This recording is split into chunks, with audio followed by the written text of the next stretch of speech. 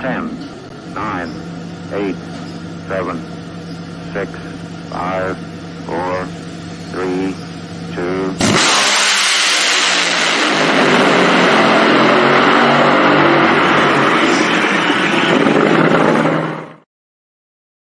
It is that day. It is that time, and the time is now. Stop what you're doing. Stop yik-yakking around the kitchen table. Tell your brother, your uncle, your mother, your sister, hey, I got to stop. I got to watch the Power Hour. Slam and Sam is on. He's talking. Competition Plus Power Hour has officially started. And today's show is, we always bring you the good stuff, but today we're changing it up a little bit. We're bringing you that good, that flavor, just that, like that early morning Christmas, like, piece of pie or something, but way before. We're already in October. The spooky stuff is coming out, but I'm not the only one that's going to yak it up on this show. But before we introduce who else is on here, I need you to do one thing. Like, give it a thumbs up, share it, go over to YouTube and share it, and then tag one of your friends and be like, hey, man, why aren't you watching it? Because it's Slam and Sam dude, and then this funny dude that's about to come on. He's wearing his glasses. He's got this hat and this beard. John Force calls him the Amish racing dude or whatever, but I call him the Monday morning racer. Lee, the other part of the show. Lee, where are you at, man? Right here, Sam, and doing exactly like you said. I know what you're referring to. I know Lee, what you're referring to. We got it worked out. Now you can talk. Doing exactly like you said here, and I'm liking and I'm sharing. So you all do that. And let us know where you're tuning in from and chime in. A lot to talk about. What a great St. Louis, Madison, Illinois, Worldwide Technology drag race it was there for the NHRA Midwest Nationals. And we're going to have a representation of that, but also for the first time ever on Competition Plus Power Hour, and really coming up on Competition Plus period, some No Prep Kings news and action and guest. Dude, Lee, do you know how excited I am about this? Man, I'm excited too. It is, we were talking with Bobby just before going live, literally just before going live. Drag racing is so diverse, it's honestly hard to cover it all. But CompetitionPlus.com, the place where you can believe what you read on the internet, definitely does a good job of attempting to cover it all. And I really think this was one of the last pieces in the portfolio, if you will. Oh, for sure it was, Lee. And it's one of those things, if anyone knows anything about me, this is like my cup of tea. This is what I've talked about, and this is, the group of guys and girls that I've followed from, the get-go. Being a grudge racer here myself, and so I think it's really cool. Like you said, drag racing in a whole is so big and so diverse. And Bobby Bennett is taking that step right now to say, you know what? Hey, there's obviously a reason why No Prep Kings and the TV shows and everything is growing and continues to grow. So why not step out, and step out of your comfort zone a little bit and say, hey, you guys need some coverage too, because you are a reason, whether we like it or not, this TV show and this No Prep King is bringing a lot more drag racers to the track. Granted, the way it started, probably not so much, but it's bringing more people to the track. And when you do that, you create more fans of everything drag racing. And that's what we're here to promote and talk about. So I'm super excited about it. I'm excited to, talk to someone that I've talked to before, someone that I've seen start from nothing to where he is now, and Justin Swanstrom, aka the Swan Game. So there's a lot to talk about.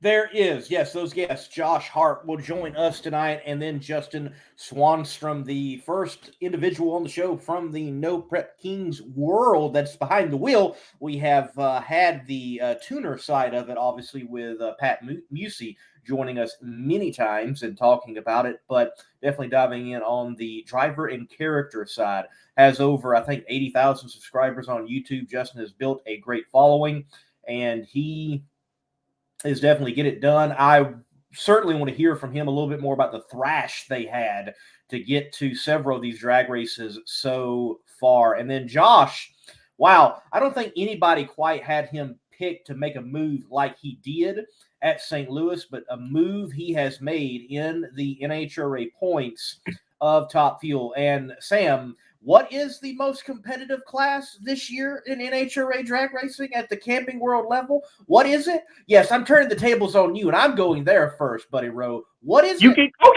fine. Go there. Because, hey, I've already got my notes because I knew you were going to try to throw some. I've heard some of the stuff you said. I've seen it. You can say that. And I told you, I think it was last week or the week before. Hey, 100%.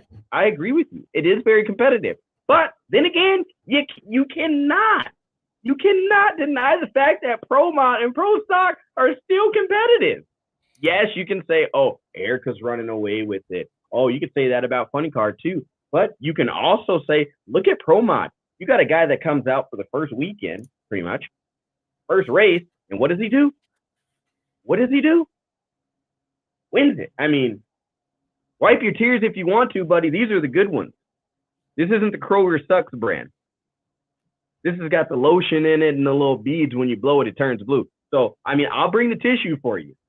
But I'm just saying, you can't say that just Top Fuel is the most competitive. And I see Darren's comment. Darren, thanks for the facts. We needed that. But still, if you guys are hands down going to say that only, and Lee, you've said it, only Top Fuel, right? You're one of those guys that after Top Fuel leaves, you go back and you go to Nitro Alley and start watching the Nitro cars. That's what I'm saying. Stick around, sit in the seat, get a sunburn. Oh, okay. Okay. You won't be red. You might. You're saying that about the guy who's been filming Pro Mod and interviewing the drivers and putting it up on the YouTube channel. I mean, okay. I leave when Top Fuel is done. Correct. Yeah. Yeah, you catch him in the pit. Top Fuel is not the only competitive class, but it is undeniably, I think, at the moment, the most competitive. It's a good show. It's a good show.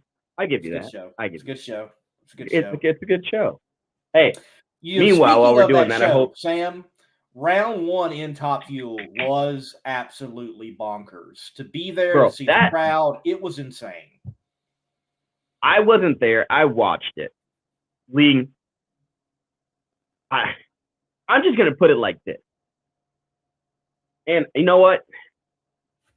I don't even know if I should read this screenshot that I took today of just racers and just people that are naysaying stuff about drag racing.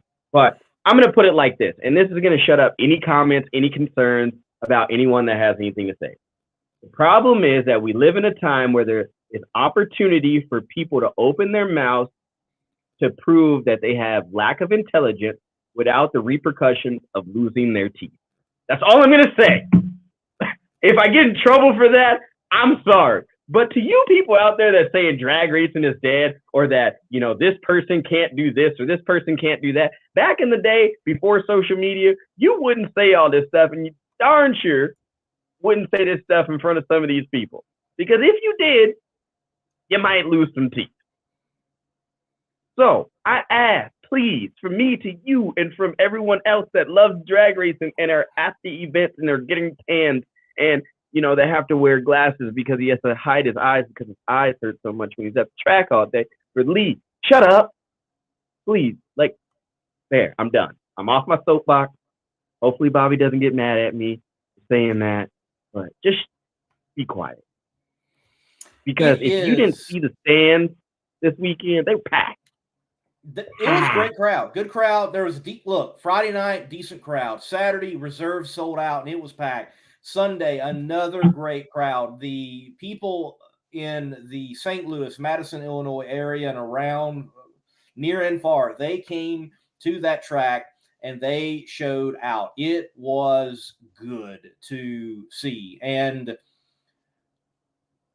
wow, I mean, NHRA has had many of these races so far this year. Have there been races where people could pinpoint and say, look at this? Yeah, there has been, but that's pinpointed. Look, overall, there's been several sellouts, and there have been several great crowds from Epping to Maple Grove to Indy itself to here at St. Louis. And I'm expecting at the Texas Motorplex and the Stampede of Speed, we're going to see another great crowd over 3 days. Lee, drag racing right now, and I'm gonna say this: anyone that's a fan or has a friend of a fan, or maybe they're that closet fan, they don't want to admit it to someone. Because I've had someone literally tell me the other day, they said, what is your podcast about? And I said, drag racing. And they kind of looked at me, and I'm like, skinny funny cars that go, and they're like, oh, because in today's society, people think other things right away. But anyone that's like a closet fan, or maybe like kind of, I don't know if I should go right now, they're like, yeah, I'm going, just because of what they're seeing. There's more drag racing and racing put on TV. Social media, honestly, if you're scrolling through social media, you're seeing something about drag racing. We're inviting more people from outside of the sport into the sport, and we're advertising in different markets now. You're starting to see a collective of motorsports on social media, against everything. So it's going to be full crowds. And then Dallas, I mean, you've got how many days of drag racing? Right. Yeah, with you saying that, I think of my very small and brief interview with John Force at John Force Racing. Put that out on Facebook. And I do not have that big of a platform on Facebook. I crossed over 10,000 followers, maybe about 3 weeks ago. I think that interview has something around 140, 160,000 views. And then the Travis Pastrana video on my YouTube channel blew up. I think it's hovering right now at 120,000 views. So there is definitely a eye on drag racing right now for sure. And I think it is on an uphill trajectory at the moment. And things look bright. And not just NHRA, might I say. I think it looks good for Funny Car Chaos. It looks good for No Prep Kings. It looks good for NHRA. It looks good for PDRA. I think we're all doing exceptionally well in the particular areas of the diversified nature that drag racing is at this moment. And it is a motorsports on the rise. And we, as fans, as talking heads, we have got to, continue the momentum that we've got. And I definitely think we're going to have that with the upcoming races in the NHRA. I think we're going to have a great Funny Car Chaos finals at the Stampede of Speed, and an event like the Stampede of Speed. Well, we need more events like that out there in the drag racing world, hyping it all up and what's happening out on the track. Agree. And I want to give a shout out, to Scott Susie, limo guy at large, man. What a great job he does with the PDRA. I mean, just talk about the PDRA people right now, give them some love. I mean, they're having great racing, and just like you said, there's just so much racing. There's so much going on, crowds. I do want to ask you this question, Lee, because I did see it pop up. Mike asked this questions: with these sellout crowds, has the NHRA returned to payouts to pre-COVID level? And I think that might be a question for our insider, when he comes on. But, it's just one of these things. Who knows where I don't know, so I don't really want to talk about it. But I think if we start seeing this dynamic of things being sold out and our crowds getting back to where they were pre, I think we will see that change. And that's just my personal opinion. Well, we'll have Bobby on in just a few moments, but he just did put in the comment section, and yes, I have heard it as well, that yes, they have come back to those levels. It took a while, but they have returned. Now, what we need to see and what we need to be calling for is not just go back to pre-COVID levels, but we see it go above and increase in that way. Now, it may be several years down the road, but we all need to be working towards that in the marketing and in the availability to the teams to do that. Because, ultimately, some people will look at the situation of not having full fields. Well, if I am going to sign up and I've got the possibility of not making it into that 17th and 18th, which still get paid some money for the attempt of qualifying, as we have seen this year, it's almost been feast or famine. We've had like one or two not making a total of a full field, or we've got like 25 cars attempting to make a show. There were 20 cars, if I remember correctly, this past weekend for the top fuelers in action. So not everybody gets paid in that situation. And, that's where marketing partners are important. That's where growing the sport overall is important. And I hope that though we're back to pre-COVID levels, that it goes above that. And that will definitely be a great telltale sign of the growth and movement forward of the sport. Talking about moving forward, Sam, how about we move forward in the show, and we need to get our insider on, Mr. Bobby Bennett, owner of Competition Plus, on and chat with him and see what insider information he has got for us. So, this show brought to you by Weldon Pumps.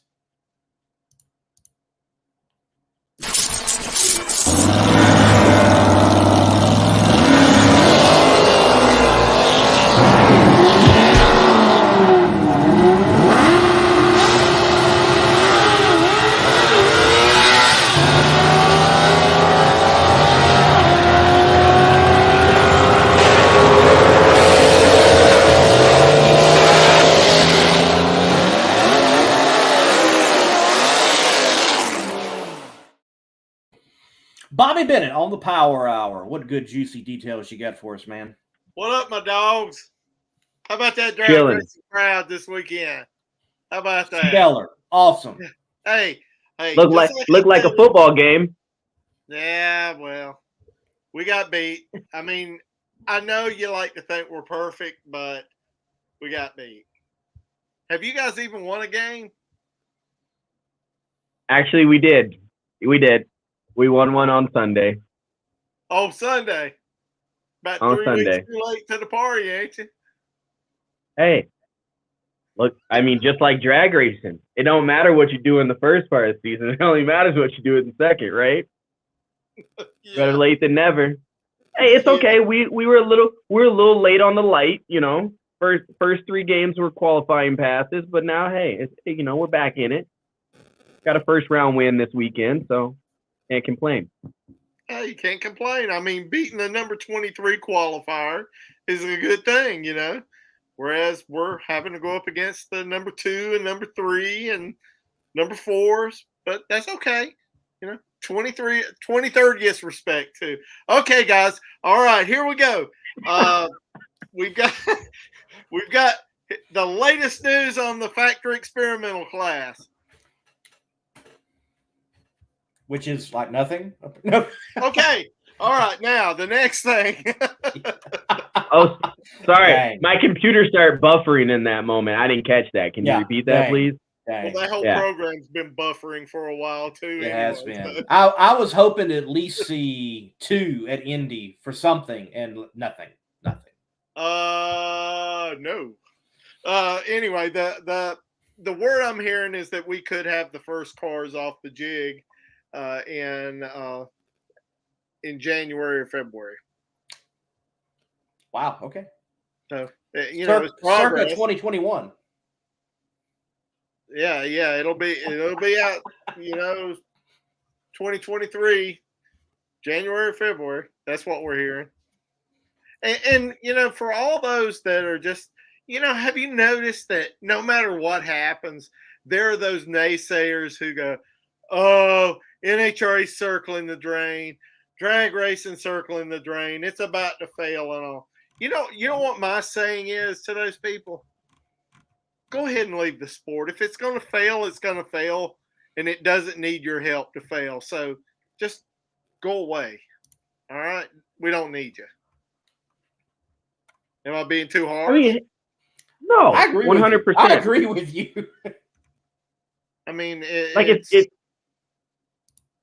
you don't have anything nice to say, just don't say anything at all. I mean, granted, at the same time, I'm the person who tweeted out the other day, "Hey, NHRA, just can somebody update the ladder system?" Like, I'm sitting here trying to fill out the ladder. I'm in the car and I'm like, all right, this ain't been updated since first round. Like, I mean, if you got something like that to say,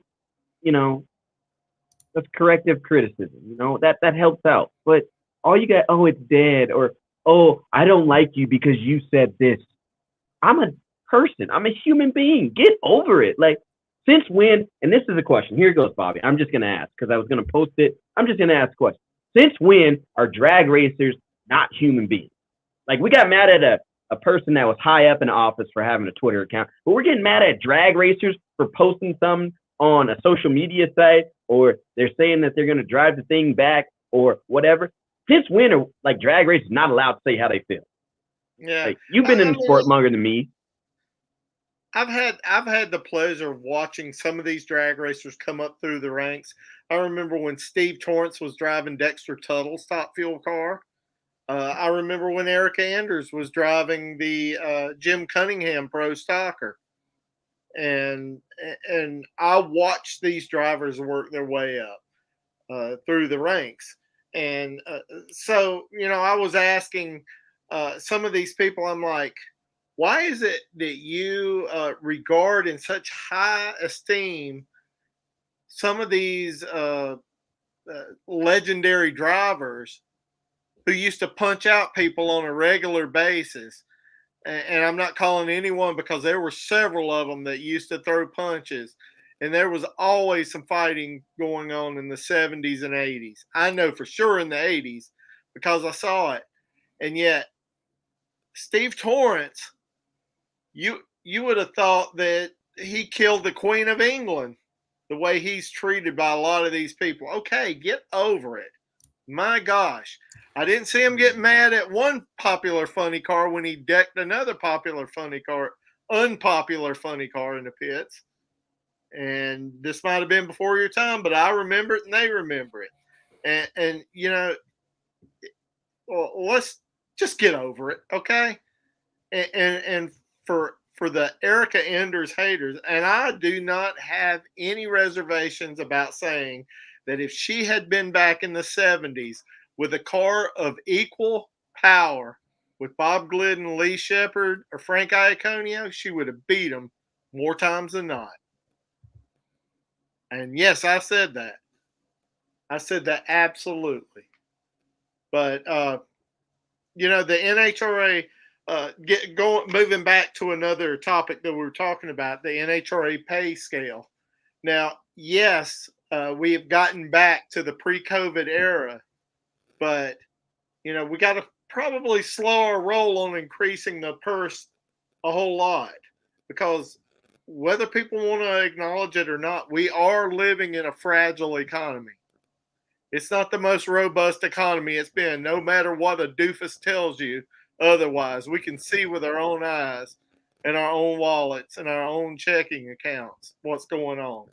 So I fully believe the NHRA, and one thing that they did, and look, I'll take these guys to the woodshed when they deserve to go to the woodshed, but they are trying. And the Indy was a good example where they increased the pay on there without anybody having to ask for it. So, that's one of the things. And, that's a bit of what's going on. And also, there was a story that we had on Competition Plus of a crewman named Nate Ham. And we're talking about the pink out funny cars and dragsters and everything. This is a crewman that his mother actually had breast cancer while she was pregnant with him. I mean, can you imagine that, guys? That's tough. And she had it, and eventually she passed away much the same way my mother did. My mother had ovarian cancer, and she beat the ovarian cancer only to have it come back as a brain tumor. So, yes, breast cancer gets a lot of the attention, but when you put the pink on for breast cancer, also realize there's other colors out there that cover other kinds of cancer that's just equally as important as that. Very true. Very true.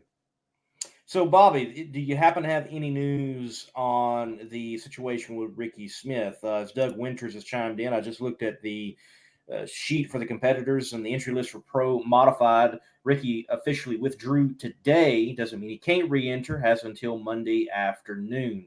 Know what might be happening there? My guess, and this is pure speculation, that possibly he doesn't see a way that he can beat Chris Thorne there. I mean, it is a pretty monumental lead. I believe, what is it, 3 rounds. You know, he's got to hope for and I'm just talking off the top of my head because this kind of came in late.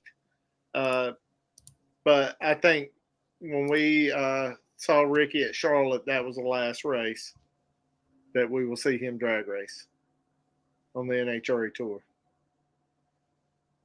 Hate to say it.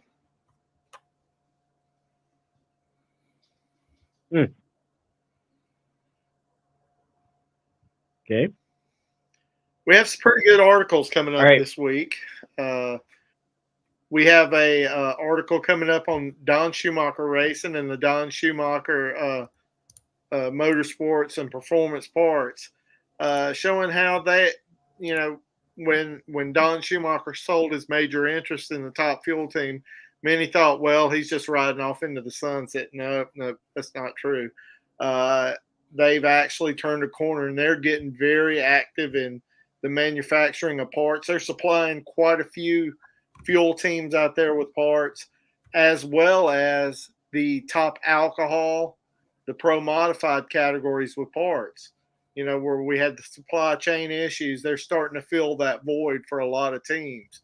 And Chad Osher, which will probably be on next week's show, was talking about it in the article, talking about how they've diversified, and Don Schumacher Racing they didn't go away. They just went in a different direction. And that's one of the stories that you'll be seeing. And by the end of the week, you'll be seeing why is the Camaro so popular in pro stock. You know, this isn't the first year that we've had how did he say it in that movie, Blazing Saddles? It wasn't a crap load of dimes. It's a crap load of Camaros. And if you go back through the years, I would say at Indy in 79, you know, the glory years, 65% of pro stock was Camaros. 65%. Let that sink in. So it's not like this just happened overnight. And realistically, if the NHRA didn't have the one-piece body system, we probably could have had more cars. But I think it was too impractical to continue doing the steel roof and quarters, because then you were getting cars with 3 different designs coming out, and that's why they had to do it, to make sure all the cars were equal. Well, we certainly look forward to those articles, Bobby. And last question for you, we're going to propose. Kroger Sucks 45 does ask, has the NHRA ruled on the Tony Schumacher appeal yet? Has that been finalized? Any other word on that? I think it became a moot point when the 2 drivers behind Tony came around him in points. It wouldn't have mattered if they did give it back. And no, they haven't ruled. I think we will see more action in factory experimental than we will in Tony Schumacher ruling coming forward here. So in other words, we might get a ruling about Tony Schumacher about the same time the factory experimental cars hit the track. And I talked to Tony, and he's just, whatever, dude. I'm just moving on.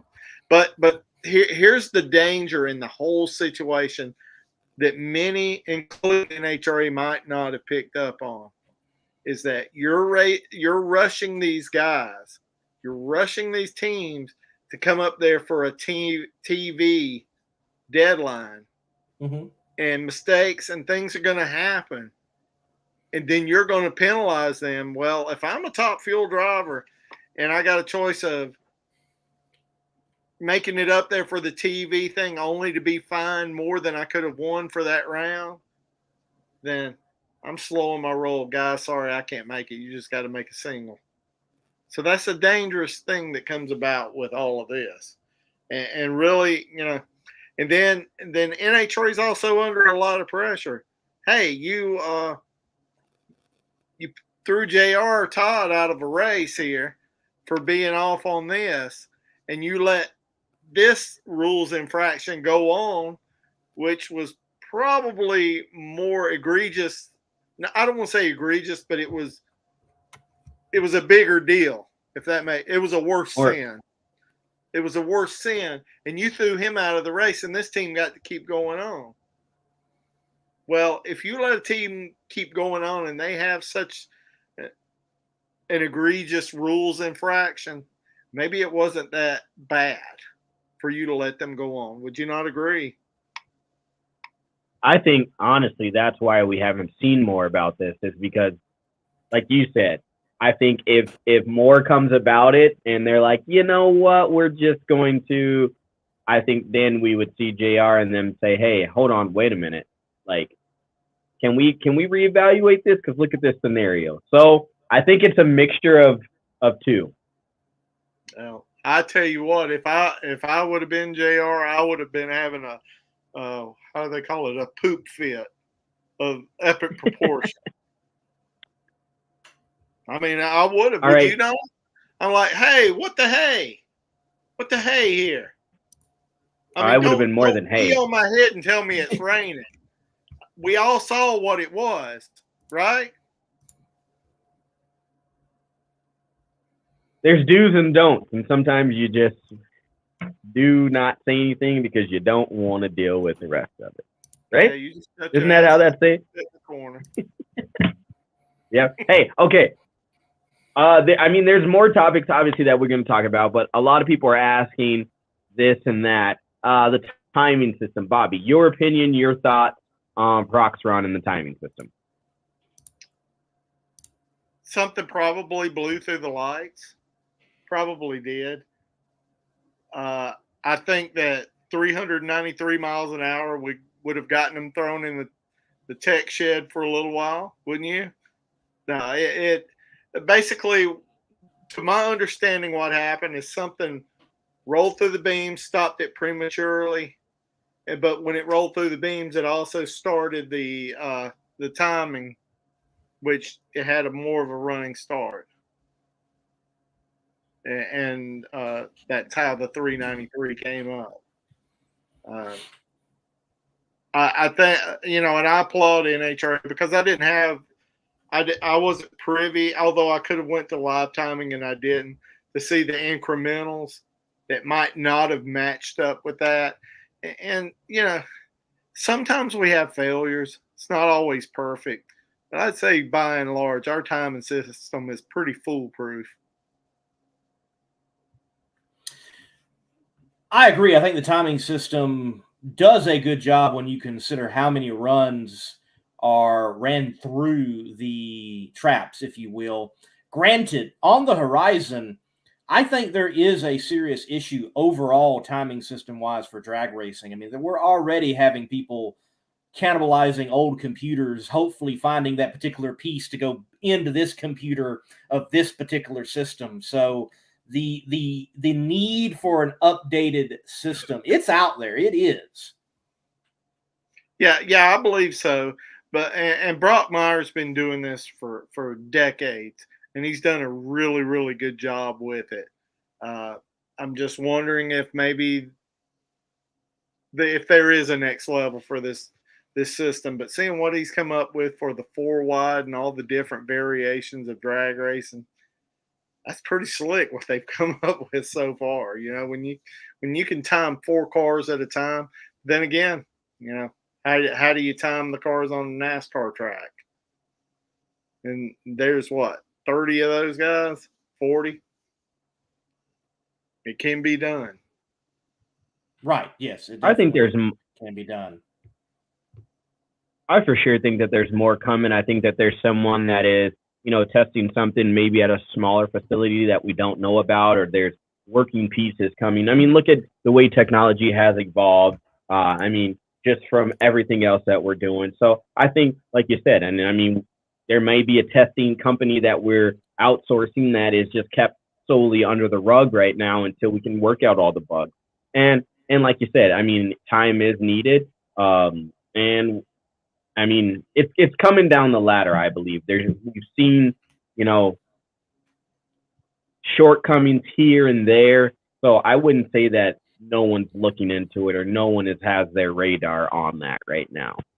Well, I went to the Night Under Fire at Norwalk, Summit Racing Motorsports Park, and I saw some of the stuff that was they were working on there, and I saw part of it was implemented at Brainerd, and you probably saw that with the two-sided scoreboards where you could actually see the scoreboards from the back. But I believe the Norwalk system had one thing. I think it was yellow. It was a green for the winner and red for the loser.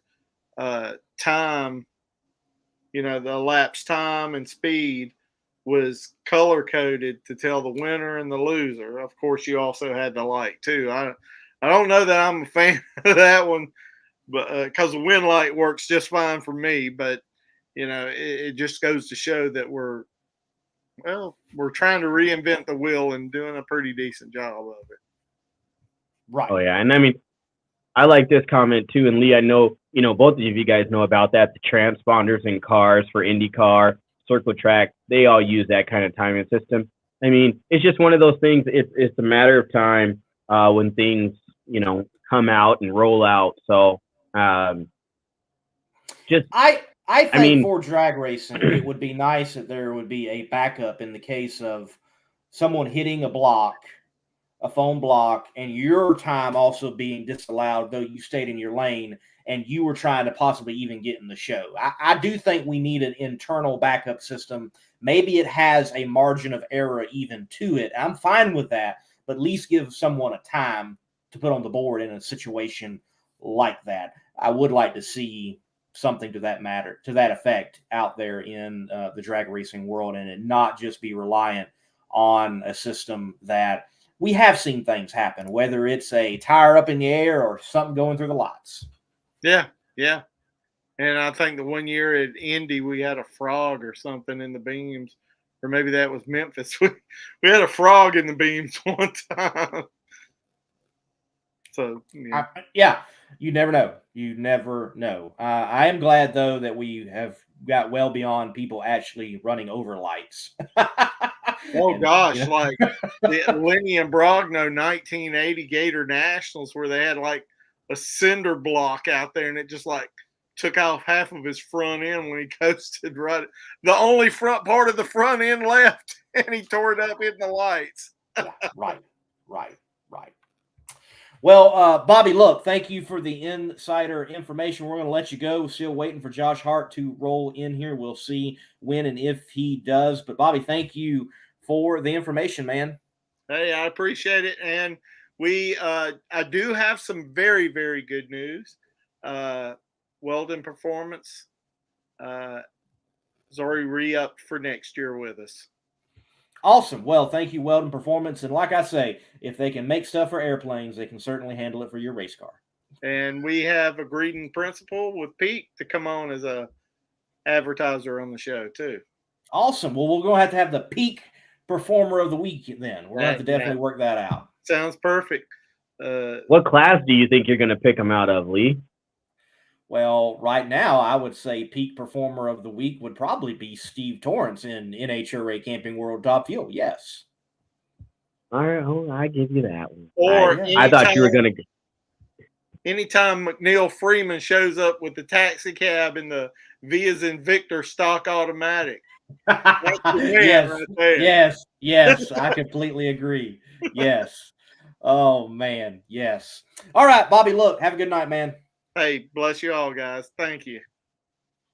Classic car owners, make your headlights over twice as bright with Holley Retro Bright LED headlights. A plug-in replacement for those dim halogen seal beams, Retro Bright maintains that classic look and lasts 6 times longer. Stay safe and click the link below to learn more. Well, let's do some mopping up here really quickly. Sam Darrell Craft asked, are the Mountain Motor Pro Stocks coming back? Not for 2022. They are done. They're completed for their exhibition rounds within the NHRA, and they will be back more than likely, I imagine, in 2023. And then Sean asks, which event was JR removed from? And which team got a pass? And it's not really a pass. It's not what we're talking about. We're talking about Tony Schumacher was fined and was not actually disqualified from the event. JR was disqualified and removed from the event with a round win at Topeka for the headers being laid back a little bit too much. And Sam, I got some interesting information on that particular occasion, because I was able to talk to Lonnie Grimm, the NHRA National Technical Director, on Hot Rod Drag Week, and he said every funny car that went down the track that round one was actually spot checked. Ooh, juicy. Yes. Yes. Sorry. Come again? Every funny car that went down the track in round one was checked. Okay. I mean, I can't say what I want to say on air right now. So I'm gonna plead this.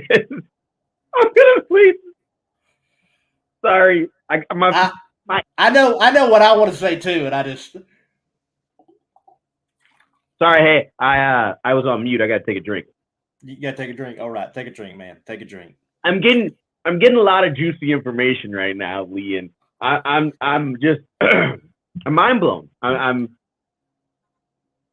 wow. So all right. Yeah, I got other stuff we can talk about here.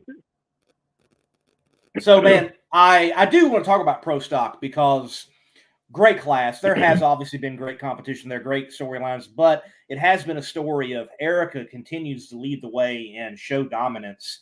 And I asked her in the media room after the win, look, and I added on to what Allie with NHRA Media had mentioned, just simply asking, hey, look, you're going to go to Texas, hometown track, basically, hometown state. And you're going to go on to Las Vegas, where you play with house money. And then you're going to go on to the finals at Pomona, in a track you do very well. Do you feel like it's downhill from here and that it is all in your favor?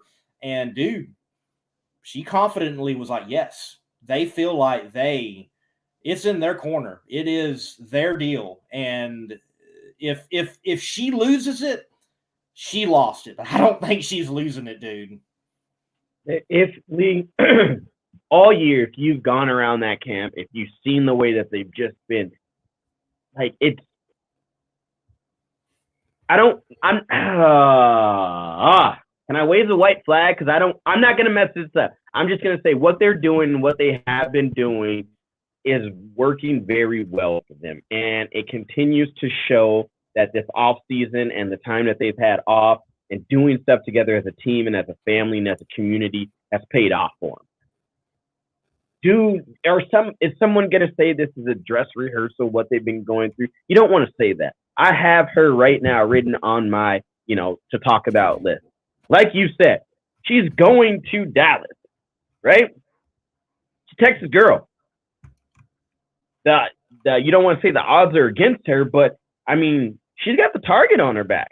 You're at home. She's going to have all of the family. The most tickets they probably going to use between there and Houston are going to be, at this race. She's going to put on a show. Hospitality is going to be crazy.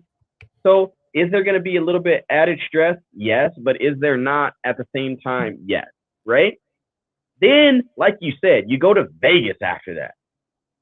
You're playing with house money. I said it before, and I'll say it again.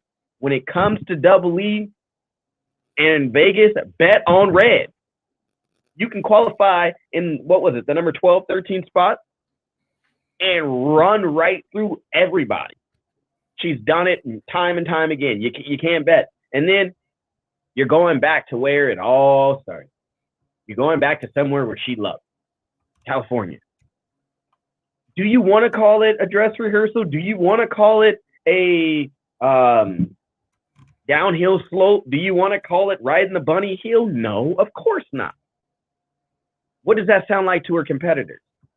Like, oh, she's got it wrapped up. Do we want to say that? No, but if she keeps performing the way she has, and I mean, even without a number one qualifier, and shout out to Kid Koretsky, Kid Chaos. Like, dude, congratulations. You deserve that. You put in the time. You put in the effort. There you go. That's what it takes. Hard work and dedication. But I think after what happened last year, Erica wants it. And if you want it bad enough, and if you speak it into existence, it's going to happen. That's just the way the cookie crumbles. Sorry. I agree. And it is going to be interesting. Look, I honestly would not be surprised if she wins out rest of the year. Would not shock me. Where she is mentally, where that team is, the motivation that they have, it would not shock me. But this is my question. Is it possible after Vegas to know that it's wrapped up? Like, you know what I mean? Like, we always ask that question. Will we know by this race or that race? Sure. Is it possible? Let's just project it. She wins Texas and she wins Vegas, right? Or let's just say she wins Texas and goes to the final round in Vegas. Will she just have to win one round in Pomona, or does she have to win out? I mean, I don't. With what you were hypothetically saying, I don't think it's a win out. I think it's a just qualify, just win round one type of scenario, and that has happened before in the countdown. Yeah, let's just say she doesn't win in Texas. She goes to the final round or the semis, and then she goes to Vegas and wins. Then is it a wrap? Like, is it one of those things where just like we're looking at in Pro Mod, hey, Thorne's got this lead, and we're gonna know when it's wrapped up. You know, I mean, it's just one of those things. That's Pro Stop. I want to talk about. We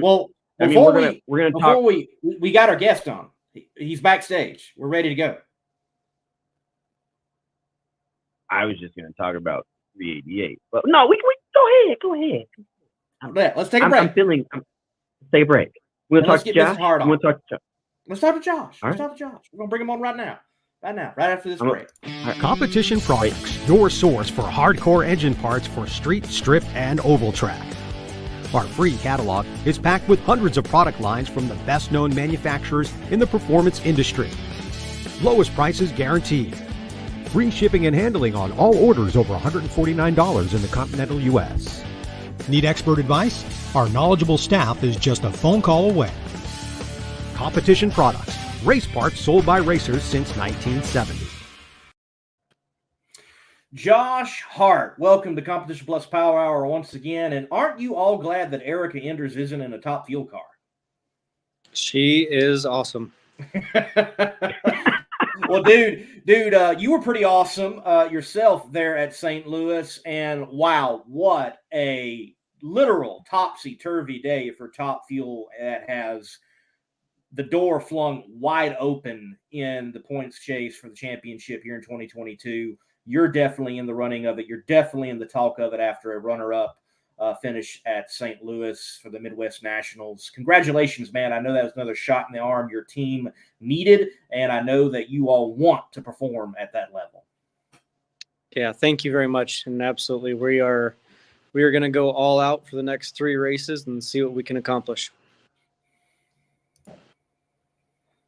So, Josh, I got to ask. I mean, even right now, you're your laid back self. You're cool, calm, collected. Man, like, how? Right now, in this situation, you're like, man, I just jumped up in points. Like, you had a crack at it. I mean, I'm going to say it right now. all weekend, you know, you had 271 lights. You had a 51 light. Your best light for both you and Steve was in the final round. Like, how are you still calm knowing that, man, I'm number 2. You qualified number 2. Now you're number 2 in points. Like, how? Like, how are you so calm? I'd be excited. I don't know. Everybody keeps talking to me about what I need to do on these interviews and, like, make funny faces and jump up and down and scream. So, I mean, I'm willing to try it next round. If we win a race, I'll do something stupid. We'll all be waiting for Josh, see what he does now. I think you do fine, man. You're honest. I appreciate the honesty, you just being you. But if you want to do something stupid, I mean, you know, go ahead and do it. I mean, we've seen John stand on his head, I think, and we've seen Ron slide on the funny car, and Austin's got the stand on the wing thing. Yeah, find your thing. I don't know what it is, but Yeah, they actually said, somebody admitted to some of my public representation team that they didn't like to interview me because I was too monotone. So I was like, well, what do you want me to do? Do I need to punch my race car or kick my race car or start throwing my helmets, or that stuff costs money to me, and so, probably not going to go that route. But I can throw a temper tantrum. Oh man. Well, look, let's other than throwing tantrum tantrums, which you and your team definitely have not done. You have stayed focused. You've been working on it, and I would say I think many probably didn't have you on the list to do much in the countdown. Honestly, had that one real bright spot in the regular season. You make the top 10. You roll into the countdown. We all know in the countdown with the reset, anything can happen. But y'all took advantage of that door being flung wide open with Ashley and Brown going out early in the day. Was there that sense, you as the driver, with your tuner, with the crew, with sponsors, of today is the day we get back in this thing and we've got to make the most of it? Like, did that automatically go on the strategy board? Yeah, absolutely. I mean, we are struggling just like everybody else to get parts and make sure everything's maintained properly. So it's kind of a endurance race is the best way to say it. Your parts are fatigued, your finances are fatigued, but it's the last 3-4 races of the season. So now it's time to just dig deep and throw everything you got at it. And that's what it takes. I mean, if you look at it, I know you kind of shocked the world a little bit back in Brainerd. People are like, where's Josh Hart getting this from? But, I mean, you've seen that slow progress with your team. I mean, like Lee has alluded to, that Top Fuel has been a very competitive class. Every round, I think there's that TikTok about Antron Brown. The first round is, a final. The second round is a final. The semis is a final. And the final is a final. So every round to you guys has just been crazy. I mean, and the field is getting faster and faster. You got Brittany setting track records left and right. You got, Justin Ashley with his phenomenal reaction times. And you've got Steve Torrance. You have Antron Brown. You've got all these names. What is it like every time you guys strap into these cars? And, I mean, having your crew chiefs on top of their games and your crews on top of their games, like, how does that mentally play for you each round?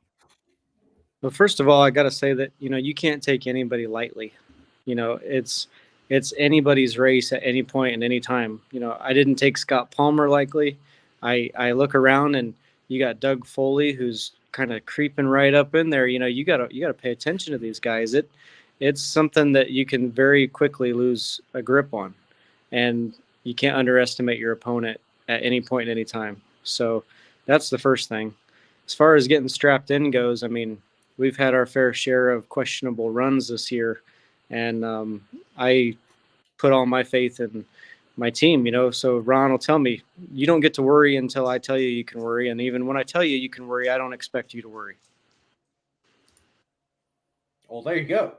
Just get in there and drive it and do your job. Yeah. I'm a good soldier. As long as I got clear marching orders, I'll execute. So there you go. And hey, I like it that way. Like you've got your job, the tuner's got his job, this person's got their job. Let's just all go handle our jobs. And by the end of the day, we should have a good outcome, and definitely a runner-up at St. Louis in the conditions that it was.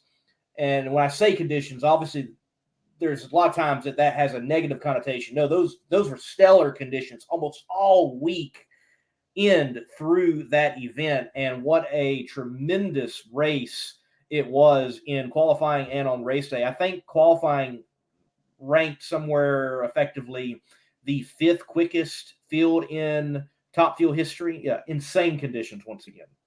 Yeah, they were epic. And what about the fans? I mean, Reading was off the charts and St. Louis was sold out. I mean, it's been awesome. Yes, good to see a sold-out reserve seat Saturday and good crowds Friday, good crowd Sunday. And I know you all have to definitely sense that in the pits too, because like I can tell, like, okay, I go in the pits and there's a crowd around the Foley Lewis racing pit. There's a crowd around the Buddy Hole pit, and there's a crowd around like every pit. What's it like at a sold out type of event for you as a driver? Because I know you do a good job of going to the rope, signing and interacting with people. So how much more work do you have on a race weekend when it's sold out? Yeah, I don't even call it work. I love interacting with them. All the fans were awesome. You know, we usually go through about 1,000 hero cards, and lately it's been 4,000 hero cards per event, which is just uncomprehendable for me. I mean, I enjoy interaction with them, and we definitely as drivers feed off of their energy. So, you know, if they're excited to be there, it just intensifies that feeling for us. I wonder how many of those have made their way to eBay. A lot. And I try to bid. Matter of fact, I even started telling people that. I said, hey, I saw one go for $19.95, but they were bidding against me. Yes. That is such a funny little industry, I think, because like most people, like if they send you a message, they can get a signed hero card. Just about anybody. There's a way to, just mail and you can get one. It's a funny little industry within NHRA drag racing and motorsports. But again, Josh, thank you for taking the time to do that. You're definitely one of the good ones out there of doing that. Keep up the good work there. My favorite is when the guy says, I'm not the guy that sells them on eBay. And I tell the crew, I said, you ever heard a guy say it's not about the money? It's definitely about the money. He's the one selling them on eBay. And he's at like every other race. So I just laugh and give him what he wants. So for you, Josh, I mean, right now, the way you're looking at everything, I mean, we're headed into what some people still call, I think it's the second pinnacle of the drag racing season, right? Going into the Stampede of Speed. I mean, what that whole event means to you looking at that event and being a part of it. First, I want to ask, what does that weekend mean to you, in that week-long event? And then looking at the next two races after that, I mean, where you're sitting right now. You're in the driver's seat, literally. I mean, you're right there in the battle. Has anything changed for the crew, the team? Are you guys looking at things different, or is it still, hey, this is our vision, this is our goal, and we're staying right where we are? So first of all, the Stampede of Speed is the model for me that I feel like every track owner should follow. They attract so many outside sources that are not in our traditional box that I think that it deserves an award. People that go for the concert learn about drag racing, and people that are there for drag racing can enjoy the concert. Again, with the fan interaction downtown on the square, it's just an epic event, and I think that's what our sport needs, is some people like Elon Werner and people like that to think outside the box. So I'm very appreciative of that. I even think it would be awesome to have maybe, hate to say it, less races and more quality over quantity, like the Stampede of Speed. Some interesting perspectives there. I do know many of the owners and general managers that I've talked to within drag racing, and you're obviously an owner, you play that role, and you're not just a driver.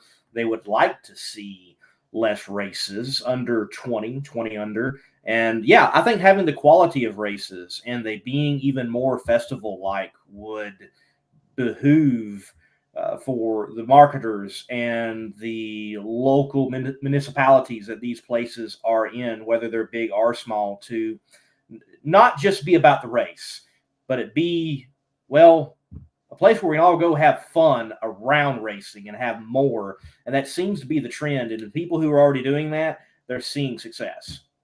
Yeah, it's a lifestyle, and this very, very much complements the lifestyle. And like I said, it brings awareness to the sport where, you don't really have to think about it. You're just going to get introduced to some awesome, badass cars. Right. And, the Texas Motorplex this year is trying to figure it out. I think they're going to make an attempt that while the concert is going on, they're going to be, hey, go check out some cars real quick as this band comes in and changes out, that type of thing. And people can get a taste of drag racing that might have just come for the music or the barbecue or the beer or the rodeo or whatever else is happening at the Stampede of Speed. Mm-hmm. So, yeah. See, all that stuff. My wife says that Go ahead. my wife says she wants to see me in a cowboy hat too, which is questionable, but would make me happy to bring home a cowboy hat. That's for sure. Hey, if you win, you got to wear it. So, Lee, you mentioned all those, barbecue, beer, concert, kind of all go together. And I mean, I think all drag racers, drag racing teams, everyone that's out there likes all those things too. So, Texas has kind of got it all. So everyone's doing that. But let's really look at it here. Let's look at the situation. We've got we've got a Justin Ashley who's, cool, calm, collected, right? Sitting at number one. The guy is deadly on the tree. We got Josh Hart, who is cool, calm, and collected, coming in and saying, hey, this is still my playground. Then we've got other people that are shooting for the stars, behind. And like, how does this all play out on one of these stages where, like, I don't even know the word. Like, you got Justin Ashley, who's cool, calm, and collective, and Josh Hart, who's cool, calm, and collective. Will we see some trash talk? Will there be that banner? I mean, what kind of dynamics can we play and promote here, Lee? I think of it as like the old war days, where like first line fires, then the second line fires, then you might get to the third line, but it's all ethical and you take turns. That's kind of what it actually looks like in person, because we're all friends behind the scenes, but when we're on the line, we're willing to rip each other's throats out. So I think you will definitely see some true emotions in the next 3 races from everyone involved. some gentlemanly warfare out there in the NHRA Top Fuel ranks. Playing a good old game of Battleship is what it's really coming down to. Let's be. See, that's what NHRA. Have you seen the modern day Battleship, like playing Battleship in person? It's a big board, and then you're just throwing water balloons over. Like, we need to see that. Like, this is what this is coming down to. You got crew chiefs and crew members that are like, okay, if we do this and we try this, if we put a thicker head gasket here, maybe, ramp it up here, this is pure live Battleship, round by round. So, maybe a better reference would be like medieval times, because I feel like the crew chiefs are the kings, and they don't get enough credit, but it's true. And everybody that really knows racing knows that the crew chief is the one that is the king. The driver is the bishop, and then you got the knights and you got the pawns that always do the work. They deserve just as much credit, if not more, than the bishop. So I look at myself as the idiot that hits the gas, but the real shot caller is my crew chief, Ron Douglas. Well, he certainly called some good shots there at St. Louis, and you're definitely back in action in this points chase. You're only 64 points behind in 6th, and it is a crazy points race going into not this weekend, but next weekend, the Stampede of Speed for the Fall Nationals at the Texas Motorplex. I mean, do you take more Tums now at this point? Do you try to introduce yoga? I know you're a common cool guy, but like, I get nervous for y'all at all the storylines that could happen. I mean, it is nuts in Top Fuel right now. Let me ask it this way. Do you feel like Top Fuel is the most competitive class that there is right now in NHRA drag racing? I would have to say yes, but obviously I have a biased opinion. But when you look at Pro Stock, I mean, there's only a handful of people dominating. I shouldn't even say handful. There's 2. And it's much the same in Funny Car.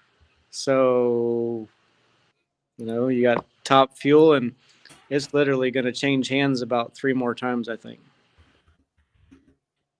Lee, all I'm going to say there is, like he said, first, he's biased. And secondly, what was the first class that he mentioned after? That's the first thing that came out of his mouth after was, yeah. Right. You know what, honestly, Lee, it should be the sponsor, and this is not in any bad way, but Imodium should be the sponsor of Top Fuel right now. because all those guys and girls' stomachs are all in knot. It's not Tums. Everyone, I'm sorry to say it, but everyone's got a tight stomach coming into Saturday night and Sunday morning. You can't tell me. I feel sorry for the hotels. I hope they got good, systems. But man, like the Pepto-Bismol Dragster, which will work during Breast Cancer Awareness Month as well, with it being pink. They might see. We are pink. They we need are running. There you go. There you go. Whoever's listening right now, if you have a contact with Pepto-Bismol, call them, because every top fuel driver from now until the end of the season needs a bottle. They need to come out. Remember how they used to give out the the Mellow Yellow can? They should just give all the drivers a bottle and say, at driver introduction. I'm serious. I couldn't be one of you guys right now. I'd like, man, hey, I'm sorry. I can't make it to driver introduction. Somebody go up there for me, please. Like, I got, it's for the safety of the sport. Like that, it's crazy. I mean, every round, like, I get knots in my stomach for you guys, and I'm like, okay, I don't even put my picks out anymore. I used to do my picks on Twitter. I don't even do it anymore because I'm like, like, you start drawing them out, and I'm just like, man, I can't do that because, okay, here's this. And then, no, my stomach's in knots, and I'm not even driving. Ask anybody that saw me in Indy. I couldn't even watch certain rounds because I'm like, what do I do? No. So I turned around and looked at the the little overpass when you come underneath. Welcome to Indy, and I just looked that way every round. I was just like, this is crazy. So I don't see how you guys do it. I couldn't do it right now. So, Josh, earlier this year, Competition Plus released an article. It can be very competitive out there, downright ruthless on the sponsorship field, as we've just kind of jokingly talked about. And you basically talk about poaching sponsors. So that's something I have heard about in conversations with Doug Foley. That has happened in the past, or undercutting a sponsor with a particular number. And I admit I didn't get a chance to read the article. So what the heck is happening out there within the world of drag racing? I just think that it's extremely hard to build a solid foundation. We have a very low turnover rate at Bernie Speed Shop. And, a lot of our guys have been with us since we started, literally started 12 years, So I'm trying to apply that same principle to Fearless Racing. I want to keep everybody together. I like our crew. They're all awesome. And I just am trying to embed the thought that the grass is not always greener on the other side. So I guess to shine a little bit of light on that, I mean, we've had people come directly into our pits and offer them, a little bit more money, better this, better that. And every one of them have stayed. And same thing with the sponsors, sending proposals, trying to steal crew chiefs. I mean, it's ruthless. And I can't express enough that I came in as a fan, and Elon gave me an awesome kind of comparison. He said, you're the guy that really liked, sausage. And then you went to a sausage factory and you're like, wow, I will never touch it again. But that's basically a good comparison as to how I thought my first season of Top Fuel. I was still starstruck in the lanes, Steve Torrance and Antron Brown and Brittany Force. And then, now I'm in my second season and you're like, they put their pants on just the same way I do. Yes, they do. So when you talk about that, V and I both see it. We've seen you guys out there, and I can admit, my first couple of events, I'm like, oh my gosh, wow. And now you get out there, like you said, and you get into your routine. You see these people, you talk to them. You may see them at a restaurant or in the you see them in the airport. You're communicating with them week in, week out. Like, how does that change, or how does that, make you feel more comfortable in saying, you know what, like you said, these people are the same as me. They wake up, they brush their teeth. Well, hopefully they brush their teeth, put on deodorant, and they show up to the track the same way I do. Yeah, I mean, there's a lot of similarities, and then there's a lot of things that I don't think are similar. I'm just going to go ahead and say it, but my daddy didn't buy me my first race car. I had to work my butt off, and my wife and I scraped and clawed and did whatever it took to get us to this point. So you know what? I feel like I've earned it. I'm not going anywhere, and I hope that does set us apart. I'll fight for our crew. I'll fight for our sponsors. It is what it is.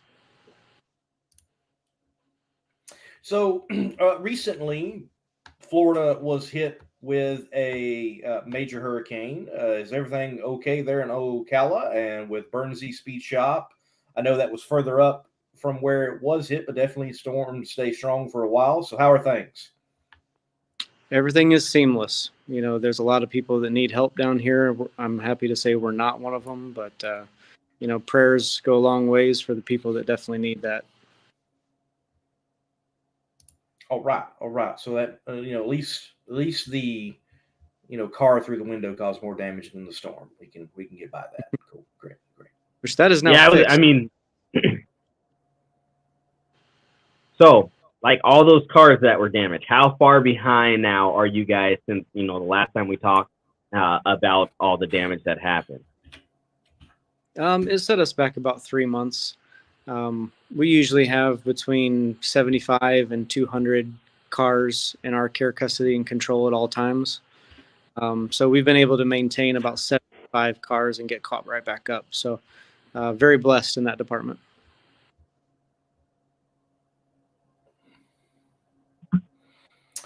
Well, glad that. So go ahead, Sam.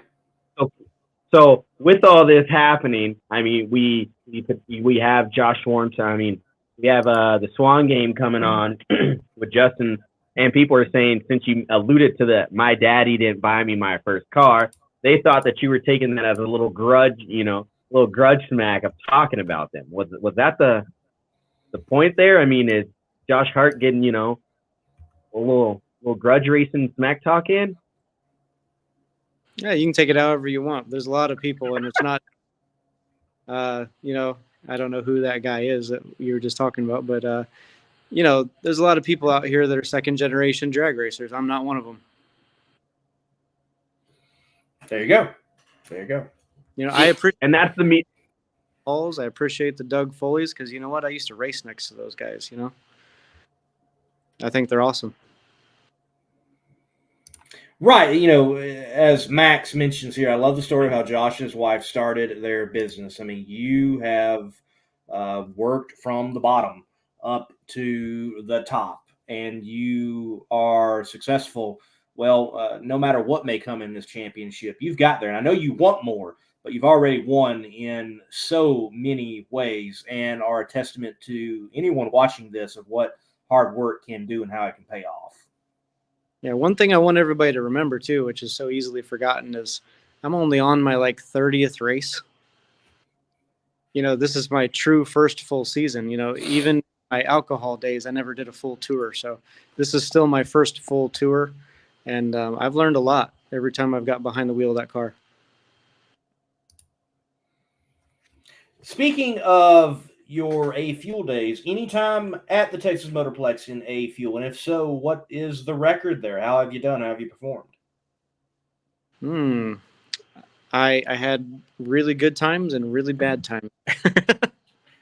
So we'll let that go, but I'm excited. I've had a lot of fun in Top Fuel.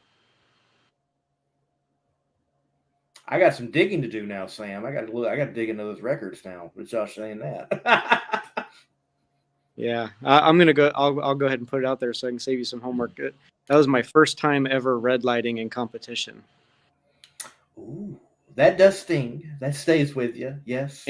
It was my last race of that year that we planned to do, so I went out and I had all winter to think about it and beat myself up. So, man, yep, that stings. That certainly does.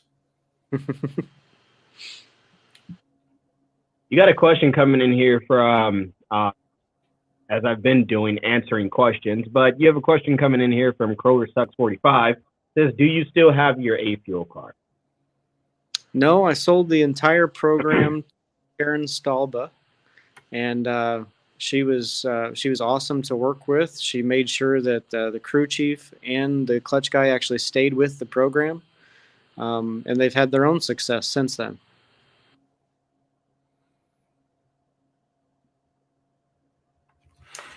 All right, there you go, Kroger Sucks 45.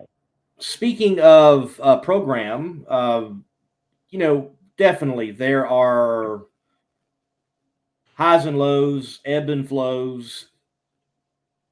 We have mentioned in the past about your program, Fearless Racing, adding in some other cars. What does the stable look like? Any possibility of anything like that coming online, possibly for 2023? Yeah, I would say probably not in 2023. My wife did purchase a drag pack Challenger that has not been tested yet. To be truthful with you, I don't know that we both are ready to cut up a perfect car. But I think that would be cool to see my wife running in the sevens. That's pretty awesome. Okay. And cool. we got a young man that works for Bernie's Speed Shop named Jose Garcia, who we assisted through the Frank Holly School, and he got his top alcohol dragster license, top alcohol funny car license. So he's actually talking to Chris Houle at the moment and a couple other options, just trying to get his feet wet. Maybe even doing a little bit of nostalgia nitro stuff. So lots of cool things, but I want everybody to take their time and do what they're comfortable with. All right.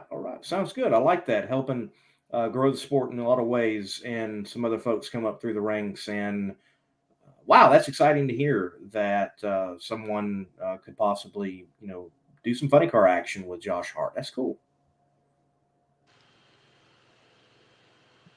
For you and R&L Carriers and what you guys got going on, I mean, they've been there. You guys have a great relationship. Take time right now to talk about that again. So R&L Carriers and I's relationship is much deeper than just the sponsorship. They were very adamant about making sure that they didn't just give me a bunch of money to run my race car. This is a true, genuine effort to hire new talent to join their ever-growing workforce across the United States. It's been very successful. At every event, we have a small recruiting station right there in our what they call hospitality area. And it's been awesome. It's been a great partnership. They did sign on for next year, so that's the first time I've said that publicly. And we're working through the details with TechNet for a multi-year deal also. So very, very blessed with the sponsorship side. We also added Chris Armstrong. He's going to come in as a partner, and he's agreed to assist also with funding for years to come. So lots of good things kind of circling around here, and we're going to pay it forward. Wow, good news to hear. Thanks for sharing that with us. RL Carrier is signing up once again. We had the white suit. We've had the black suit. Does that mean them coming on to the third year? We're going to get the green suit now. I think you're very, very accurate with that. All I'm saying is if you don't auction that green suit off, green's one of my favorite colors other than red and black, but I'm just saying I take the green suit. Hey, if I ever had a green suit, like fire suit, I'd look like a leprechaun out there getting in my little car. Oh, look at me. There you go. All right, there we go. First race of the year. If you come out with the green suit, you got to get Lee a green hat that says R&L Carriers and stuff like that. And I know I don't want to be the leprechaun. Bobby just typed that in. I refuse to be the leprechaun. That guy right there, though, please. I will pitch money to see that. I'll do it. You got to get a bucket of gold and then get like a rope that comes down when they're lowering the car. He just comes out of nowhere. Remember like back in the day in like WWE and WWF, whichever one you watched, when there was a little leprechaun that would like sneak up from underneath the rope. If you do not have that at the starting line, Lee, Hey. let's practice it in Vegas. It's going to be right around Halloween time. Let's just practice. There you go. Hey, I am all for it. I will go full out. Let's find the green Oakley shades like I wear. Got to have that. No, but I'll do everything. You got to else. do white shades. White shades. We can shades. do white with gold lenses. Yeah. We can do that. Yeah, we can do that. Yep. And I'll even carry a Lucky Charms box. I'll do it for everybody. Okay, I will do it. You too. What Yeah, and we gotta get you some chocolates or something to give out because it's gonna be Halloween. Like, I'm still torn, like, because I was growing out my hair to do the J.R. Todd, right? And then he cut his hair, so now I cut my hair. Like, I'm legit thinking about doing a J.R. Todd for Halloween. So Lee, if you want to be the wouldn't that be a second tier costume? I can't answer that because according to Daryl Kraft, I'm messy. So I refuse to answer that. I'm going to plead the fifth on answering anything like that. Lee, thank you. But I'm going to plead the fifth there. But yes, I mean, wow. I like that. You know what? Josh, we need one more opinion on this. On you being a leprechaun. So one second, Bobby. Oh, here we go. Do you give us the blessing of letting Lee be the leprechaun on the starting line for Josh Hart for Halloween? Here's your costume for your team, Josh. I need Bobby's blessing, but we'll make it happen. Is Bobby, can you even hear us? But look, Sam, tech challenge. He didn't. It's past his bedtime. Right. That's why he got off and came back on. Yeah, that's right. He's typing away. Away. Hey, I'll do it. Look. I'll do it. There you go. He says, "Bring Lucky Charm." I'll do it. Okay. Josh Hart here announced first tonight. Here you guys go. Josh Hart's team is going to be the Lucky Charm. So somebody's got to be the rabbit. What else? Like we need. We need the whole costume. Josh, who's sitting next to you? You keep looking over. Who's sitting right there? My wife is looking at me like I'm crazy. No, bring her on right now. Bring her on. Yeah, that won't happen. That won't happen. Yes. Will she give us the blessing that your team can be the Lucky Charms team in Vegas? Thumbs up, thumbs down. She just got to put it in the screen. We need her to put it a thumbs up or thumbs down in the screen. Letting Lee be a leprechaun. No, the whole team, Lucky Charms team for Halloween. Yes! Yes! Oh, man. Lee, I'm getting on Amazon tonight. I bet you are. Drop ship Bernie's. We'll make it happen. Oh, man. Hey, it can't come by, Sam, it cannot come by Amazon. It needs to be carried by R&L carriers, okay? True story. How Lucky Charm Halloween costume. Oh my goodness. Here we go. So on more serious notes, when you're trying to work out these multi-year deals and RL carriers, TechNet, how long do those type of negotiations tend to take? Take us behind the veil, as it were. Is it send out a proposal, get one back, yay, nay? I mean, what does it take to chip it all down, whittle it all down to having a deal that is good for Fearless Racing, a good deal for whatever potential sponsor is out there? Well, so our program is especially different from the traditional send a proposal and wait to get something back. So TechNet's been with me 8 years now. Clear back to like Super Comp. So we've built that relationship through Bernie's Speed Shop. Very, very blessed to have them on board. And that is much the same with all of our partners. And obviously what I'm trying to do with our team. So we want to keep it going even through COVID. If they wanted to back down the package, we call it the keep the lights on package. So whatever it takes to maintain the same names and consistency is what I'm all about. Oh, I like that. Yeah, keep the lights on package. And that definitely has been the case. And y'all have been able to keep rolling. And car looks good. Team looks good. You look good. Laid back as ever. Fist bump ready in the staging lanes. Cool as a cucumber. as they like to say. And, man, we definitely know that you're going to be a player in this championship hunt for sure going into the Fall Nationals, part of the Stampede of Speed. Yep, I sure hope so. That's the game plan. We throw down the last 3 races. We carry 10 engines, so we don't need to be bringing back a whole bunch of shiny parts. We want little shiny golden guys. That's a lot of engines. I like that. Man. I know. I'm sitting here thinking, I'm like, man, but that's confidence. You basically said it. I mean, right now you're at the point it doesn't matter. Like this is as I call it the great quote. It's the playoffs. You can't hold nothing back from the water boy.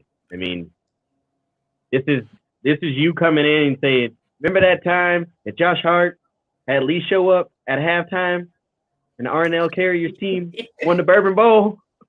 Yeah. As a leprechaun? This is now. Lee. Catalina mixer. The Catalina Lee. It's the Catalina wine mixer. Yeah. Okay. Yeah. I'll do it. I'll do it. We'll have to work that out, Josh. Man. I'll be sending an email. We'll have to do it for Vegas. Oh my goodness. Oh man. Well, look, Josh. Look, we're going to let you go. It's been good to chat with you. Congratulations on a runner-up. I know y'all want that Wally. That Wally definitely, I think, is there in the future, even this year in the races that remain. Y'all keep up the good work, and we look forward to seeing you at the track, man.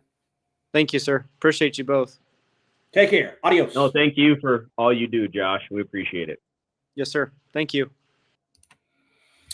Well, folks, that was Josh Hart, runner-up there at St. Louis Midwest Nationals in NHRA Camping World Top Fuel competition this past weekend, and he is currently sitting 6th in the standings in Top Fuel, only 64 points out of first, and I can tell you at this very moment in time that is not that far at all any time of the year, but definitely right now it is Justin Ashley first. Steve Torrance moves to second, only 14 points behind. Brittany Forrest, 30 points behind in third. Mike Salinas, fourth, 35 points behind first place. Fifth is Antron Brown, 43 points behind. Sixth, as we mentioned, Josh Hart. Seventh, 88 points back, is Doug Coletta.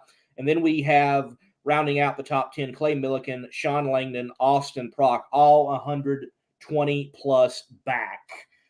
But with points and a half going into the final race of the year, there's definitely possibility for someone mathematically it working out from almost first to 10th. That is insane with what happened at St. Louis with Justin Ashley and Antron Brown and Brittany going out so early.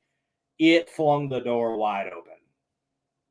I mean, that's coming in like a wrecking ball, as the great song by Miley Cyrus used to say. I mean, that still says, come in like a wrecking ball. When stuff like that happens, Lee. Oh yeah, that's a great song. It's up there with "Party in the USA," and that's one of my favorites. That's all I'm saying. Throw your hands up. Okay. But when you have something like that come in, you never know what's going to happen, Lee, and that's what the beauty of our sport. I mean, like you said, you called it from the beginning of the year. It's it's the best performing class, and like I said, I can't always agree with you, even though it may be. I can't always agree with you, and that's the beauty of this show is that hey, it is what it is. But I'm excited to see what's going to happen as we continue to see what happens and unfold. Just like Josh said, he thinks it's going to change, a couple more times. We're going to see the points may be completely mixed up from 1 to 10, going into the final race of the year. So I'm excited. I'm strapped in. I mean, if you know me, I don't like to be strapped down too long. But I mean, I think right now you've got to strap in and hold on to those seatbelts and pull them down extra tight every race weekend because boy, oh boy, is it competitive out there. And we are seeing phenomenal performances, whether it's, a big name going out first round, a big contender going out first round, or big semifinal matches up. You never know. I mean, the pedal fest, the smoke, it's just absolutely insanity. It is. And I predict this. I predict Justin will defend his champion status of the Fall Nationals completely or have a runner-up at the Motorplex, because they have done this before this season. They have lost round one, come back, and been successful. So they're not going to be down long. That was their mulligan round, if you will. And I think they're going to be performing at a high level, finishing with semifinal appearances at least, if not even 1 to 2 wins for the remainder of the season. Steve Torrence, where do they stack in this? Because we have seen them win earlier in the year, the big money, and they come out here, they perform exceptionally well, they win this race, they shake things up in the championship chase in the countdown, but are they there to the point where they roll it back over with such high success? Granted, they've been consistent all year. In fact, they have been in the discussion, though quietly, honestly, they should have been the whole entire year. They were never out of the top 5 in points. I don't even know if they dipped out of the top 4. I'd have to look back over the season. They were always there. I think, Steve, like you said, and like he said, I mean, them Capco boys are them Capco boys, whether you like it or not. I mean, that team has been consistent. They've shown that over the years, over and over and over again. I mean, they you must be laughing at Mikey's comment down there. I just seen that. I just read it. I was just reading it too as I was talking. But and I'm gonna address that here in a minute. But they've been consistent, and you can't count, honestly, man, the top 10 teams, and I just said it, you can't count anyone out. And I think honestly, Steve Torrence and them brought back out the old chassis and ran that this weekend, if I'm not mistaken. So, I mean, they're testing people, and like you said in the interview, people counted us out when we were trying stuff and doing things. Can't be mad at that. That's what this sport is about. Now, Mikey, to address your comment, first of all, I said it's a good song. I like it. I'm a Miley Cyrus fan. My white Mustang that's downstairs, my 87 that's in the garage, that happens to be the name of her, Miley Cyrus. Can't tell you why. If you'd like to know, then you can message me personally, and I will give you a detailed explanation of why I call that car that. But I found a couple of beers that I like. I'm just not a big beer drinker. I've kind of actually literally stopped drinking here lately just because of some other stuff. And it says that I don't like bacon. That's where you're completely wrong. I can eat bacon all day. So, yeah, that's just that. So, just got to have fun. But, yeah, I like Miley Cyrus. She's a great artist. Oh, man, yeah. So, anyway, we haven't talked about a couple other classes, man, and there's so much going on. No, wait. Before we get there, we need to say this. Unfortunately, guys and girls, people that are out there listening, Justin Swanstrom had a meeting with a sponsor here tonight, and that he's taking care of that, which that's priority for these drag races. I mean, yes, they love coming on these shows. We want them to come on, but their career, their livelihoods, and everything else, are working on this. So he's dealing with that. So unfortunately, he will not be on the show tonight, but we will have him on, or Lee and I, Lee might have him on his show. I might have him on my show, but we will have him back on. Okay, so there. I love the bacon at the Brazilian steakhouse. It's got that cinnamon on it. That boy, they throw that. No, Mikey, he just couldn't handle all the meat at one time. That was the problem at the Brazilian steakhouse. It was like leaving, and it was the day after, because I literally, like, you just eat so much meat, you just get the meat sweat, and you just like, yeah, like my pores were like bacon fat the next day. Like I was sweating bacon grease. So yeah. But that's all it was. Okay, let's get what other classes do you want to talk about, Lee? Dude, what about Funny Car? Right now, Ron Capps and Robert Hyatt, it's like haymakers. It's like two heavyweight boxers going at it, throwing blows, dude. I said this to one of my friends the other day because I was talking to them, a guy, again named Emergency, talking to him about it. But don't count Hagen out. Like, don't. Something tells me something tells me that the man has been figuring it out, and that crew they're gonna show up, these next couple of races. I have a feeling about it, They were doing good on a good steady path, you know, a couple steps back. But we've seen that for multiple teams, so don't count them out. And Alexis DeJoria and her crew, I mean, I wouldn't count them out either. They're doing great things too. Look, it's hard to count anyone out, but I do think Ron and Robert have distinguished themselves from the pack, and they are at the moment leading the way. I think that is the case. Look, now we could go to the Fall Nationals and it completely turn around. We saw that happen for Top Fuel at St. Louis. Texas could very well be that round for the class funny car. But when you look at points, like Ron Capps is 46 behind Robert. And Matt already begins that first group of, they are already 100 points behind. He's 103 points out of first place. And then fifth with Bob Tasca is already 170. You're already beyond that points and a half type scenario with one race. So, I mean, we're looking at possibly just a 3-man race situation, 2-man race situation, even right now.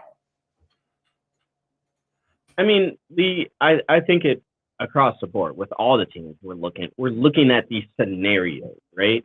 We're looking at potentially maybe seeing one or two things, but just like, I mean, the comment comes in, Hagan and Force are still close. The way this season has played out, round by round, event by event, it's been a shakeup. It's that last minute thing that you don't think is going to happen. It's going to happen. You know, I say it like this, or I can describe it like this. You know, when you're driving down the road and you look at the clock and you're like, heck yeah, about 10 minutes early. And then you're heading somewhere, and then all of a sudden you got a traffic jam, and you're like, where did this come from? There's like nobody on the road, no one was here, and all of a sudden you get to a light, and you're like, why did you decide to break down right here, right now, in front of me? That's what's happening. We're all looking at it like, okay, Robert, I see you, Ron, okay, but earlier this year we weren't looking at Ron like that. We're like, okay, Matt, I see you, okay, Robert, I see you. And then all of a sudden, Matt was like, oh, wait, hold on. I'm here. Like, don't count me out. So you don't know. I mean, play the scenario the way each one looks out. I think it's a toss-up. It's going to go down to the wire for sure. With Hagan, man, they hit that Western swing, and it just seems like it hasn't been there for them since the Western swing. And that has just been, honestly, it's strange. I really wonder when I say what has happened, I don't think they're in scramble mode. I don't think they need to make changes to that team. I'm not saying that, but something changed, it seemed like. Or either they've got to be searching for something, and they thought they were going in the right direction, and maybe they got to backpedal and go in the different direction. I don't know, but it is very strange how going to Western swing and they dropped off from their performance earlier this year because they were hot the first part of the year. Yeah, and it also can be too, you know, you're looking at tune-ups and different things like that. I mean, we can point the finger, we can, you know, try and say what we think, but I mean, let's be realistic. He's 100, like Hagan right now is 103 points out. Capps is 46 points out, right? I mean, let's just say Hagan let's say Hagan goes to Texas and qualifies number 1. Then he goes to the semis. Now are we really looking like, oh my God, is this bad? John Force is sitting in number 4 right now, 114 out. Or let's just say somebody takes Robert Hyde out first round. He doesn't qualify that good. I mean, at this point, we said it. Every little point matters. Every point matters. So, Yes. I mean, Every like I point said, matters. And I don't buckle think up. if we can say it this way, Funny Car, they quite haven't had their St. Louis race like it was for Top Fuel, where things get completely turned on their head. Very well, maybe the Fall Nationals. Well, look, we're running out of time, man. Definitely want to take the time to mention that I think there's a correlation between the current leader in Pro Stock and the current leader in Pro Stock Motorcycle, and that is they both have something to prove. One of them to someone in the basement, and the other one to the whole sanctioning body that, oh, you want to change the game? We're going to get it done and go nab this thing. Matt Smith. I'm going to say that Matt Smith back in the lead. He's 21 points over Joey Gladstone, and he is 90 points over his significant other. I'm going to say this. If you're ready for the shindig to start and the points, battle and look at this and, ladder moves and everything like that to start happening, hold your horses. If you thought, doing this and doing that wasn't going to help this person or help that person, or there wasn't team orders before, I'm going to say in Pro Stock Motorcycle, you're going to start seeing these, the team orders and this and that, because I can guarantee you Matt is on a mission, and he will, he wants to prove to everyone, hey, you can change the rules 15 times, but guess what? I'm going to go back. I'm going to do my homework. Doesn't matter if I'm up on the mountains or if I show up here or there. This is the way I want to do it. Yes, I definitely think that is the case. That's not to say Joey Gladstone and that team doesn't have anything for them. They definitely do, and I think we've got a good battle coming up. And you know what? I like the juxtaposition of the individual that Matt Smith is with the individual that Joey Gladstone is. I kind of like this. I'm not saying Matt's old. I'm not saying that. But you have seasoned vet with a younger, well-experienced rider. You've got Matt's work ethic and kind of serious, go get it done. Joey's kind of like, I'm a hard-nosed competitor, but, I can go out there and have fun at the same time, kind of, almost like surfer, skater dude type thing, going on. I don't know. But it's got all that kind of juxtaposing one another going down in this championship. I like it. I like what we got right now in Pro Stock Motorcycle. It just shows different in generations. You know what I mean? And it's the same thing that Greg Anderson said when he was on here. The generation after him, our generation, is more so, we're so tech savvy with this or that, where is, it's like Greg Anderson said when he was on, no one will outwork him. His work ethic is what it is. So, like you said, the dynamic of what this sport from top to bottom, from A to B, from A to Z is showing across the board. We're showing a lot of diversity. And right now, this is what it takes. Earlier in the season, we were talking about Matt Smith and Steve Johnson, right? Now we're talking about Matt Smith and Joey. This is what it takes. Earlier in the season, we were talking about Robert and Matt. Now we're talking about Ron and Robert. Earlier in the season, we were talking about, we were sitting here talking, what is Brittany going to do? What is this? What is that? Now we have Justin at the top of it. This race season has started and thrown so many curveballs and so many different, looks at us. I'm just happy to be a part of it. Weekend by weekend, when you're looking at this, writing notes for the show, it's like, man, what do we talk about? And that's great. We can sit here and have a 15-minute conversation on fans and people being good or bad for the sport. That's great. We can sit here and joke around about, all the stuff that's going on, whether it's bracket racing, whether it's nitro racing, whether it's NHRA, PDRA, No Prep Kings, Southeast Gassers, whatever it may be. That, Funny Car Chaos, Travis Pastrana being in the sport. Like all these different dynamics that we've talked about on this show yet this year. It's honestly, it's a lot. It's overwhelming, but it is also a breath of fresh air knowing that we're still kicking. And if you don't like it, I'm sorry. If you want to give up, do it. But guess what? There's somebody that said it earlier. I don't like Steve Torrance. Guess what? Capco Contracting is still going to make Capco Contracting money, whether you like him or not. AB Motorsports is still going to do what they're doing, whether you like him or not. You want to know why? Because for every one person that doesn't like that person, there's 1,000 people that probably do. That's your opinion. You're entitled to your opinion. But if you don't like it, don't comment. Just shut up. Like, it's simple. We're trying to grow. We're trying to move the needle forward. And the negativity, just like Bobby said, go somewhere else. Go piss on another rock. We don't need it.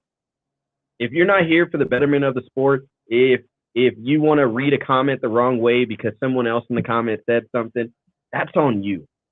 But there's too many people in the sport trying to grow the sport. There's too many racers giving their blood, sweat, and tears, and you guys are getting mad at them for how they feel. At the end of the day, I can guarantee you it's no sweat off their back what you comment. They probably just laugh at you. So that's just the way I feel, Lee. I look at it and I'm just like, there's so much growth, but yet there's so much hate. And without growth, there wouldn't be the hate. You know, we'd sit here and be bitching about something else. We're moving forward, and that's why people are hating. The sport is moving forward for sure, and I think we've got to move forward to the end of this show. Sam,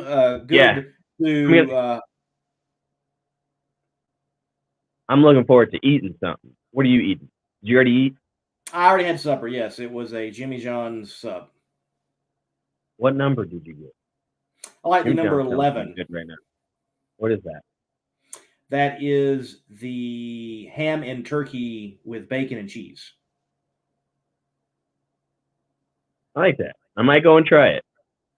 Jimmy John's, freaky fast, delivery. Because this show has been freaky fast. We talked about a lot of stuff. Lee's going to dress up like a leprechaun.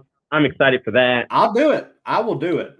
If we can work it out, I will do it. Let me answer Scott's question. Scott does ask, hey, am I going to be at No Mercy or World Street Nationals? I don't know. My mom has got some surgery coming up. She's going to have her knee replaced, and I definitely am got to make sure, stay home, take care of mom as much as possible, because that actually does put Las Vegas in jeopardy to some degree. Maybe I still can get out there, but there is going to be a window where no events for me. I got to take care of good old mom as she gets some surgery done, and then we'll see what type of events are out there. But I do plan on Pomona. I do plan on the finale for the Southeast Gassers Association at Shadyside.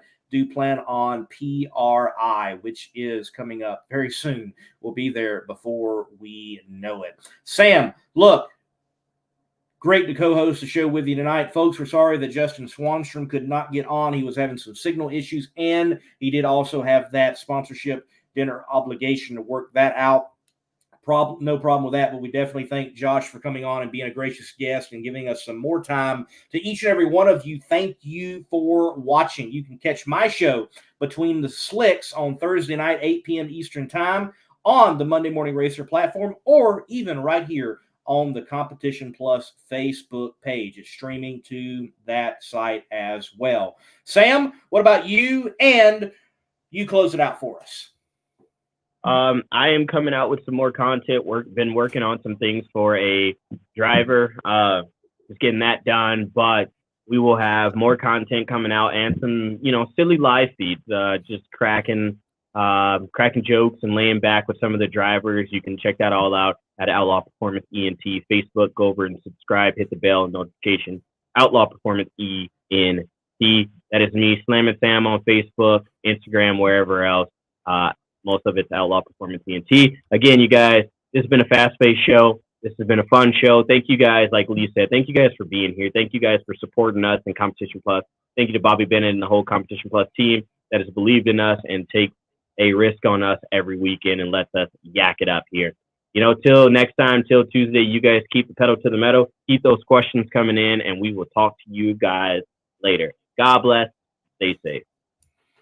This weekend, Funny Car Chaos. You come out. They eat, sleep, and breathe horsepower. They battle from strip to strip in a quest for the finish line, chasing the ultimate satisfaction, the glory of becoming a champion.